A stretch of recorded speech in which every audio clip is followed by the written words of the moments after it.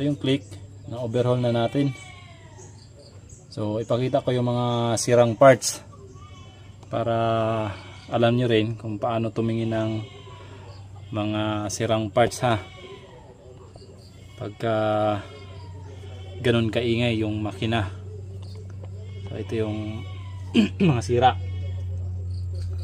Una is itong block.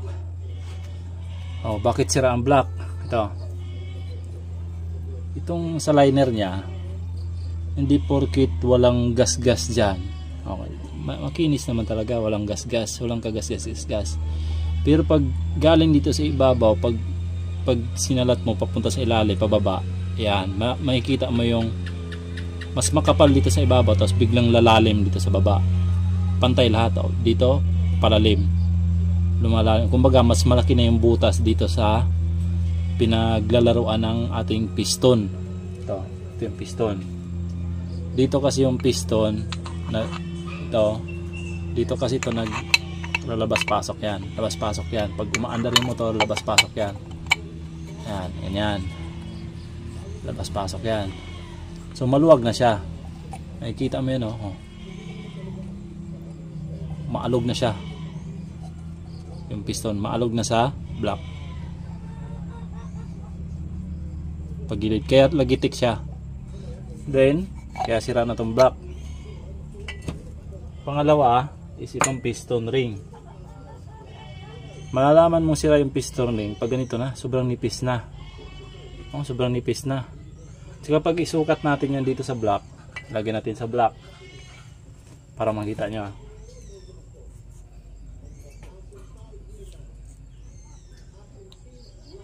Tulak natin ang piston.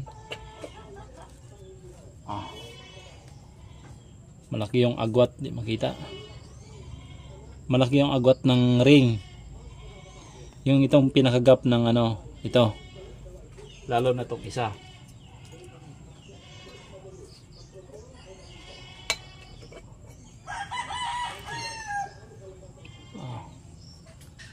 Kita ba?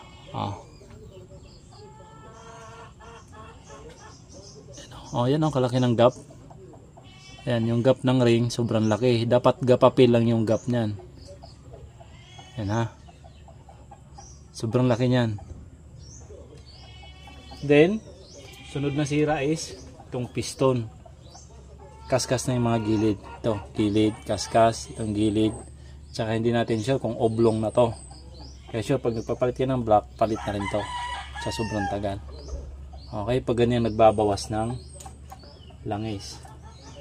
Next is ito yung pinaka main na sira, kaya overhaul.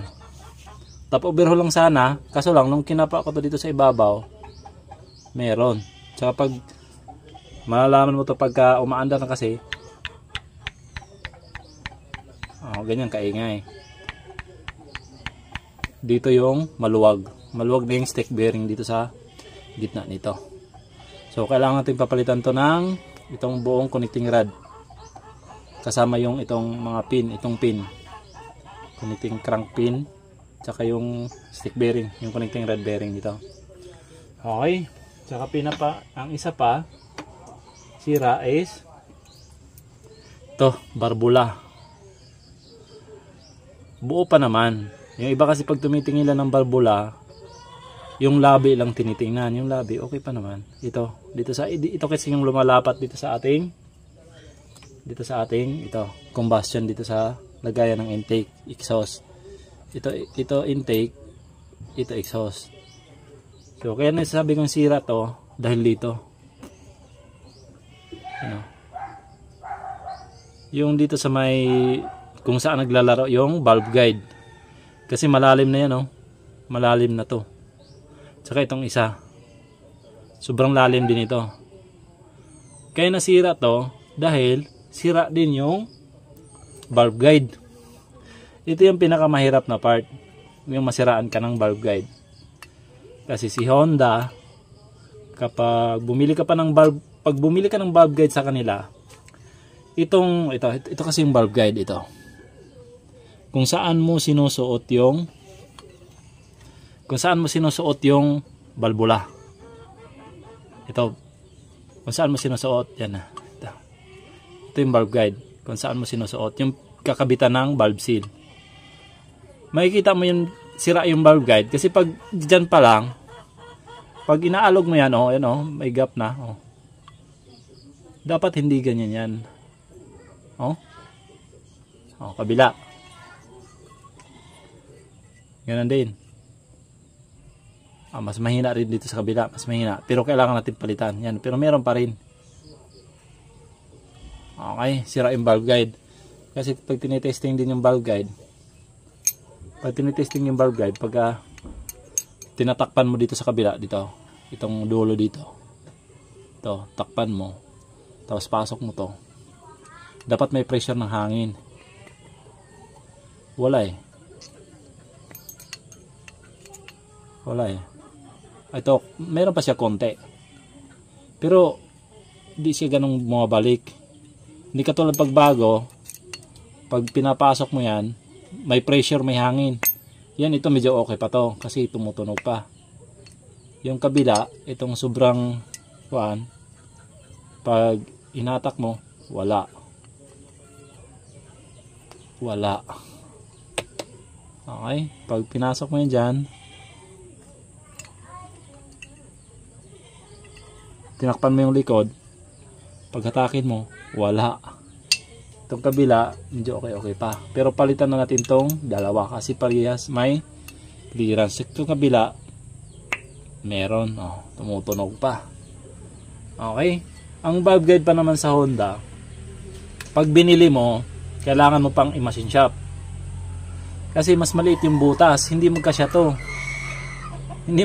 Yun yung pinaka mahirap na part din sa Honda. Ewan ko lang ngayon kung may nailabas na silang valve guide na pagkabit mo, sasalpak mo lang dito sa cylinder head ng motor.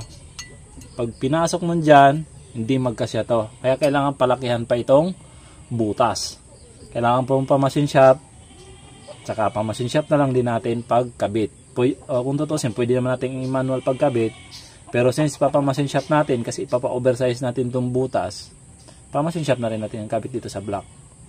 Yun yung pinaka-hassle na trabaho, lalo na pag dito tayo sa probinsya na wala pang gaanong machine shop. So kailangan pa natin pumunta ng city para patrabaho natin to, tsaka pa-press din natin tong connecting rod. Okay, hindi lang ito yung mga kailangan bilhin ha. Matik yan, pag overhaul marami tayong bibilhin yan, mga valve seal, oil, coolant, gasket maker, yun yung kailangan natin i-provide. So that's all mga idol, mga higala. So sana makatulong.